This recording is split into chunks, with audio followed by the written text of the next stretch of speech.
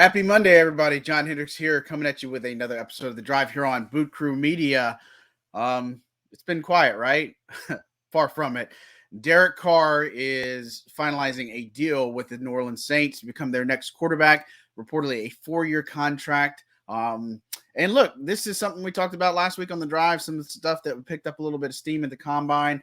And obviously, we had talked to Mickey Loomis and Dennis Allen, and so I think there was a lot of optimism there to get this deal done. But look, he's viewed as a long-term solution for the Saints. And I think that, when you look at it, that this makes sense. And it instantly makes the Saints a legitimate contender to run the NFC South for a little bit. Look, they do have a lot of other questions to answer. They're going to have to figure out the running back spot. Alvin Kamara, does he get suspended? Or when he gets suspended, they're going to have to figure out what to do with Michael Thomas. Do they keep him? Or do they double down and get another possession receiver? I know that they will be looking in free agency for one of those guys, a possession-style guy, something that was a real hindrance to their offense last year, not having a guy that could help move the sticks on 3rd and short and stuff like that. But, look, Derek Carr is going to be a strong guy here in New Orleans.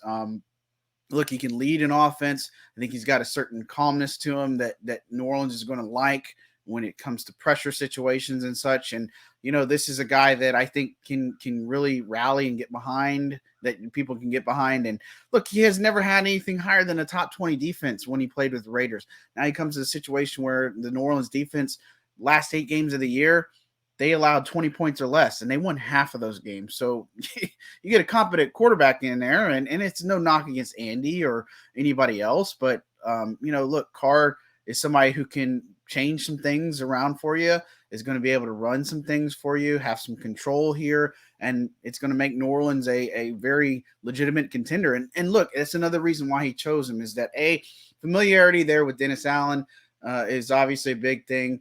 B, they view him as a long-term solution at quarterback. But C, New Orleans is a place where it offers a better path to the playoffs right now. And so, look, the NFC South is not good.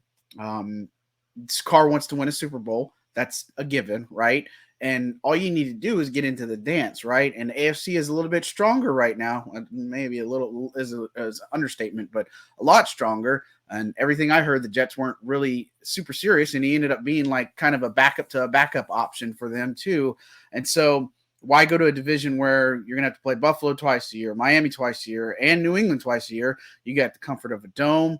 You have a chance to really come out and be strong, and you don't have to be Superman, but at the same time, a lot of appealing things playing in New Orleans and just being able to work and navigate things. So most important priority for the team this season, or this offseason, to get it filled.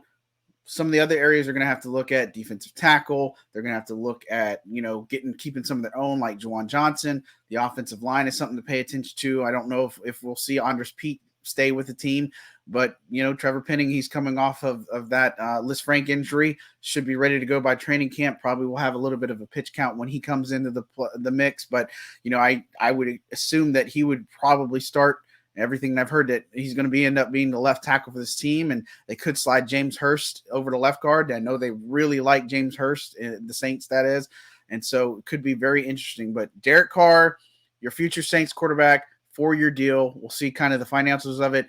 Initial reactions here are that it's all good, and can't wait to see how things look on the field with them. And there's going to be certainly a ton of buzz for the New Orleans Saints going into 2023.